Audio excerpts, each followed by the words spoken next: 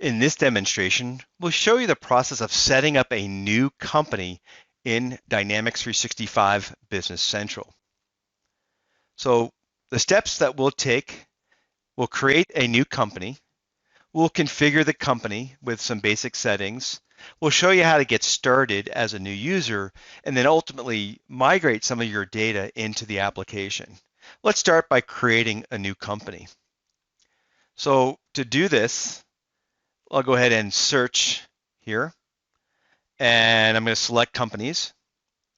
And obviously I've got two already set up. I'm going to go ahead and create another company here. So we'll follow the wizard that helps assist me in creating that company. So I'll create a company. We'll call it Company One.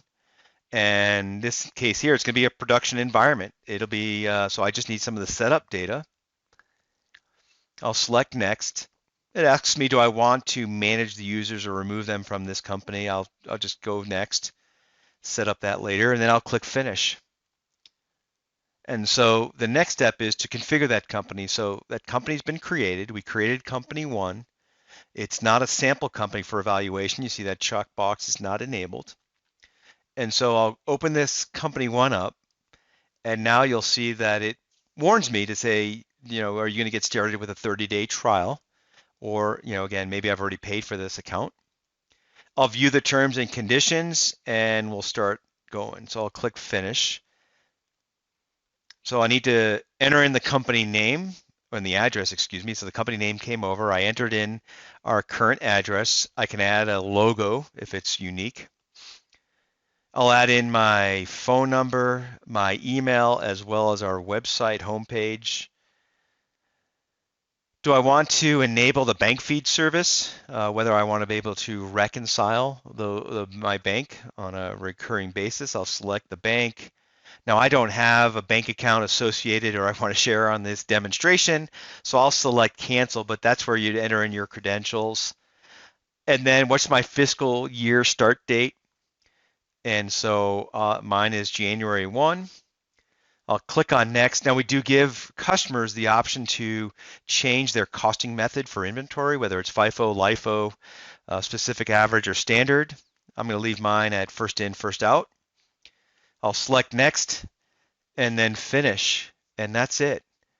Now the company's been set up. Users begin to access the information, but let's now talk about how I actually get started and learn how to use the application. So as intuitive it may be, by providing quick links and actions on the top page or the tiles to show me how to drill in, if I scroll down, you'll see there is an area called Insights in the Business Assistance here. And if I click on the Getting Started with Dynamics 365, I've got a number of videos that I could watch. I could read the help menu. So for example, if I needed help with how to set up sales tax, I could read the documentation or I can watch it. And then once I'm done, it'll actually tell me that I've watched it or I've seen it already.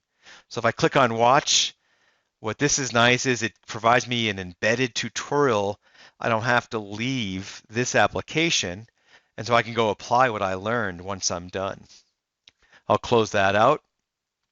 And then the last step was to migrate your data. So again, you got a new company. We've personalized that company. We've learned how to use the application. Now let's get some data in here. So under the Setup and Extensions menu, I'll select on the Assisted Setup. And there are a number of different wizards that help streamline some of the implementation of our business application. In this case here, since I've already set up the company, I'm just going to follow down the list of migrating my business data. And again, the wizard just asks me to follow next.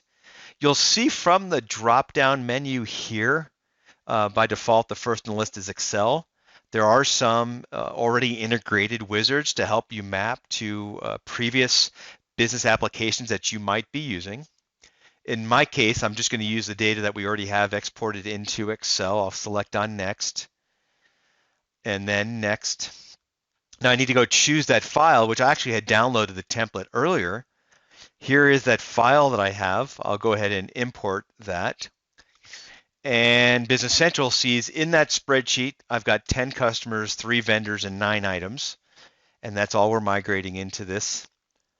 I get a prompt that tells me those tables were processed. I don't have any errors. And then when I click on finish, let's go look at that. So I click on the customers as an example, and you can see all the customers that I brought over. Again, no balances, but I just brought in some master records. And the same for our items. I brought in some items here for that from that spreadsheet.